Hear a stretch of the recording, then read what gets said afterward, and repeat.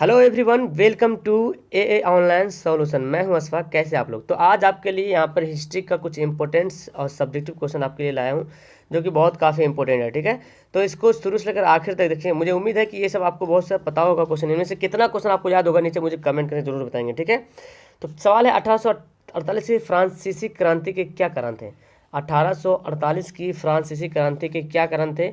तो यह इसका जो मुख्य कारण यहाँ पे आपको लिखना पड़ेगा। और ये लॉन्ग सवाल नहीं है, इसको कह सकते हैं 3 नंबर में सवाल अगर आएगा या 2 नंबर में आएगा तो आप यहाँ पे इसको मेंशन कर सकते हो। ठीक है, तो पहला है कि मध्यम वर्ग का शासन का प्रभाव। देखो, अगर ये सवाल अगर 5 नंबर में आ जाएगा ना, तो इसको एक्सप्लेन करना पड़ेगा। मध्यम वर्ग का शासन का प्रभाव, इसको आपको एक्सप्लेन करके लिखना पड़ेगा। राजनीतिक दलों में संगठन का अभाव, इसको भी कुछ 4-5 लाइन इसमें भी लिखना पड़ेगा। 4-5 लाइन समाजवाद का प्रसार, इसमें भी लिखना पड़ेगा। लुई फिलिप्स की नीति की आवश्यकता, इसको भी लिखना पड़ेगा। तो जब लॉन्ग सवाल में आएगा तब आपको लिखना पड़ेगा, लेकिन जब 2 नंबर का सवाल आए तो आप सिर्फ आपको ये रीजन लिखना है, यानी कि जो पॉइंट है ना, पॉइंट, उसी पॉइंट को लिखेंगे। लेकिन लॉन्ग में आएगा तो इसको लिखने के बाद अंडरलाइन करना, इसके बाद इसके बारे में 4-5 लाइन जरूर लिखने मांगता है, तब हो पाएगा वो 5 नंबर का आंसर। ठीक है, फिलहाल यहाँ पे है सबसे पहला कारण था फ्रांसीसी क्रांति होने का सबसे प्रमुख कारण था कि मध्यम वर्ग का शासन का प्रभाव।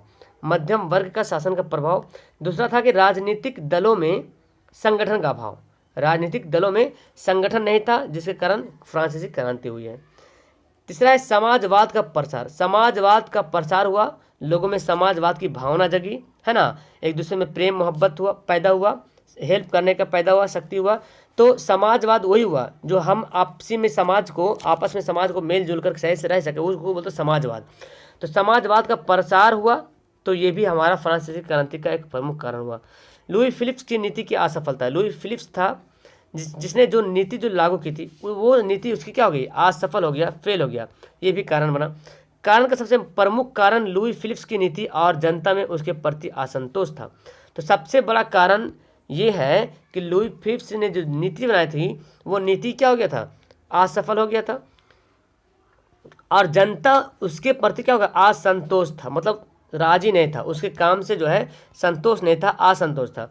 वह जनता की तत्कालीन समस्याओं को सुलझाने में असमर्थ रहा, यानी कि जनता की जो प्रॉब्लम था उस टाइम, जनता के जो तत्कालिक समस्या था, जो समस्याएं आ रही थी, उसको सुलझा नहीं पाया, सुलझाने में असमर्थ रहा, जिसके कारण जो है फ्रांसीसी क्रांति का सूत्रपात बन गया। तो ये आप लिखोगे 2 नंबर काफ़ी इस सवाल के लिए। नेक्स्ट क्वेश्चन देखें जी, ये भी आता है सवाल आपके एग्जाम में कि हुआ हुआ आंदोलन की चर्चा करें, यानी कि हुआ हुआ आंदोलन से आप क्या समझते हैं उसके बारे में चर्चा करें, ये सवाल है। तो देखो इसको क्या बोलते हैं। जिनेवा समझौते के बाद दक्षिणी वियतनाम में गृह कलह की स्थिति बन गई।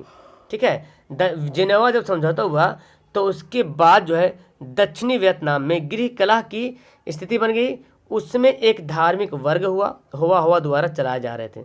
उसमें एक धार्मिक वर्ग कौन सा था, हुआ द्वारा चलाए जा रहे आंदोलन की प्रमुख भूमिका थी।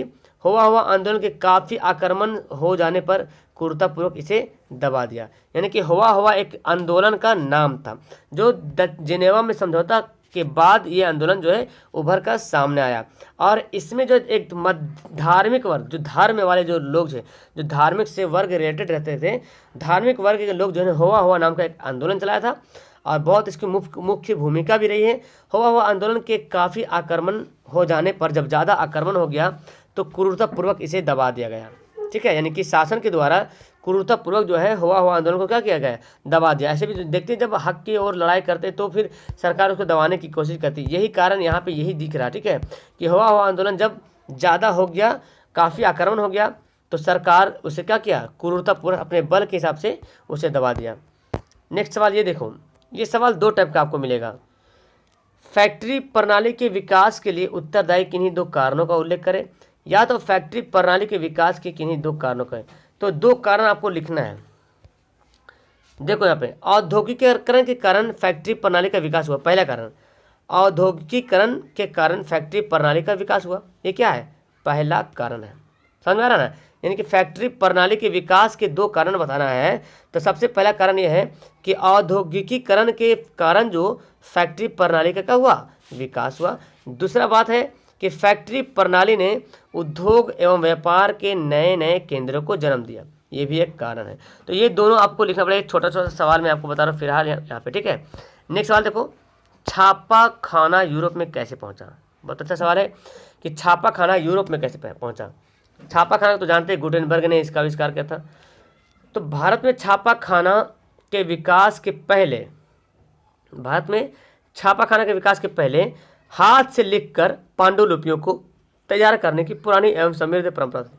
यानी कि जब छापा खाना का आविष्कार नहीं हुआ था तो भारत में जो लोग थे ना, वो अपने हाथों से पांडुलिपियों को तैयार करते थे, और जो पुरानी हो या समृद्ध परंपरा जैसी वो चली आ रही थी, वैसी हस्तलिखित शहीद सामग्री जो पुस्तक के छपे रूप में छप कर लोगों के बीच ना आई हो, पांडुलिपि कहलाती। मतलब पांडुलिपि क्या बोलता है, वैसे हस्तलिखी शहीद सामग्री जो पुस्तक के रूप में छप कर लोगों के बीच ना आई हो। जैसे अभी तो हम लोग क्या कहते हैं, पुस्तक पढ़ लेते हैं ना, किताब खरीदते हैं, किताब में पूरा छपा रहता है, वो छापा खाना यानी कि जो छापा खाना मशीन है उसके द्वारा।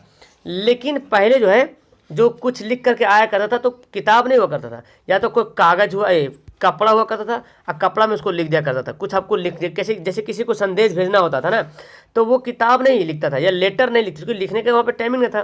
तो या तो कागज़ में लिखता खुद से, कलम से, इंक स्याही से, या तो फिर उससे पहले अगर देखा जाए तो कपड़ा में जो है ना स्याही से लिख दिया जाता था जो भी उसका संदेश हो।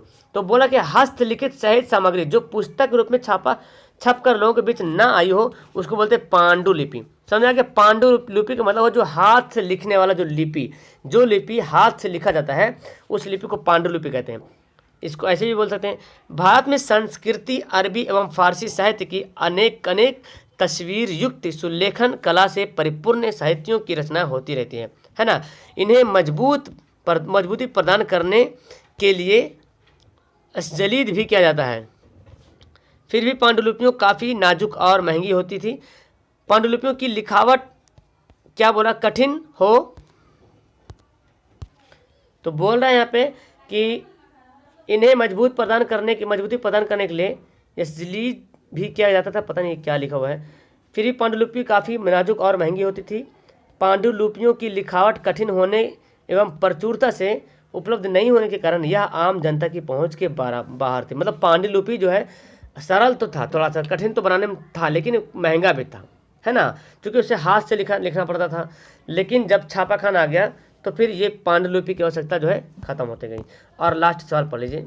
फिलहाल इस वीडियो में इतने ही काफ़ी रखेंगे। लास्ट सवाल, राष्ट्रवाद क्या है आपको पता है? राष्ट्रवाद को सिंपल से मैं आपको ठेठ भाषा में बता दूं। राष्ट्रवाद एक राष्ट्र के प्रति भावना, यानी कि अपने देश के प्रति आपके दिल में मोहब्बत पैदा होना, वही राष्ट्रवाद कहलाता है। ठीक है, यानी कि आप अपने वतन से, अपने मुल्क से, अपने राष्ट्र से, अपने देश से कितना मोहब्बत करते हो, कितना प्रेम करते हो, वही राष्ट्रवाद है। अपने देश के लिए मर मिटते हो, जान देते हो, है ना, हाँ पे हाँ करते हो, तो वही आपका राष्ट्रवाद कहलाता है। राष्ट्रवाद किसी विशेष भौगोलिक, संस्कृति या सामाजिक परिवेश में रहने वाले लोगों के बीच एकता वाहक की एक भावना है। मतलब कहने मतलब सिर्फ देश नहीं, अपने परिवेश में भी, अगर आप अपना परिवेश में रह रहे हैं, अपना समाज में रह रहे हो, तो उस समाज की एकता होनी चाहिए। जैसे कोई समाज है, समाज में कोई मेन आदमी है, उस मेन आदमी ने जो फैसला कर दिया उस फैसला पे तय होना है जी। ठीक है, मेन आदमी अगर किसी को बताएगा ये काम ऐसा नहीं करना है, ये गलत है, तो उसको मानना पड़ेगा। यानी कि सभी लोग एकजुटता होना पड़ेगा। अगर एक समाज है और समाज में एकजुटता हो रहा तो उसको भी राष्ट्रवाद बोला जाएगा। क्योंकि राष्ट्रवाद के मतलब ये नहीं सिर्फ देश से समझेंगे, सिर्फ मुल्क से समझेगा। एक एरिया हो, एक परिवेश हो, एक समाज हो, एक संस्कृति हो, और वहाँ पे जो लोग रहता है उसके बीच एकता पैदा होना चाहिए। जो भावना, एकता का भावना, आपस में मोहब्बत। किसी एरिया में अलग अलग धर्म के लोग हैं, ठीक है, और अलग अलग धर्म के लोग हैं, और अगर उनमें एकता नहीं है तो राष्ट्रवाद नहीं कहलाएगा, बल्कि उल्टा हो जाएगा इसका, और फिर वहाँ पे दंगा फसाद वगैरह होगा। तो अगर एकता है तो राष्ट्रवाद की भावना जगेगा। जैसे कि भारत है, भारत एक राष्ट्रवाद देश माना जाता है, क्योंकि यहाँ देखा जाता है कि हर एक धर्म के लोग यहाँ पर निवास करते हैं, हर एक धर्म के, हर एक भाषा के लोग। यहाँ तक कि आपको पता है कि भारत में कुल 22 भाषाओं को मान्यता दे दिया गया है। हर स्टेट का भी अलग अलग भाषा होता है, इस भाषा के आधार पर अलग अलग स्टेट है। तो इन सभी लोग जो है आपस में, एक अगर मुल्क लिया जाए भारत, तो यहाँ पे सभी लोग जो है एक दूसरे से मतलब एकता बनाए रखते हैं, है ना। तो इसको बोलते हैं राष्ट्रवाद। अगर आप में एकता नहीं है तो राष्ट्रवाद फिर नहीं हो पाएंगे, ठीक है। जो उन्हें परस्पर प्रेम एकता को स्थापित करती है।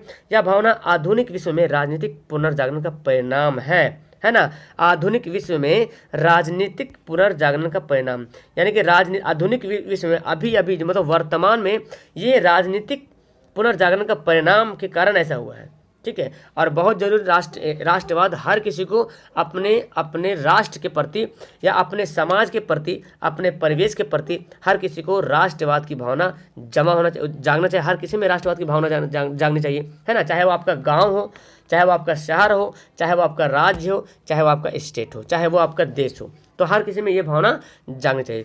फिलहाल इस वीडियो में आपके लिए 5 ही सवाल लाया हूँ। तो नेक्स्ट टाइम उम्मीद है कि और बहुत सारा सब्जेक्टिव सवाल आएगा। ओके, अच्छी लगी तो लाइक कर देना। That's all, thank you everyone.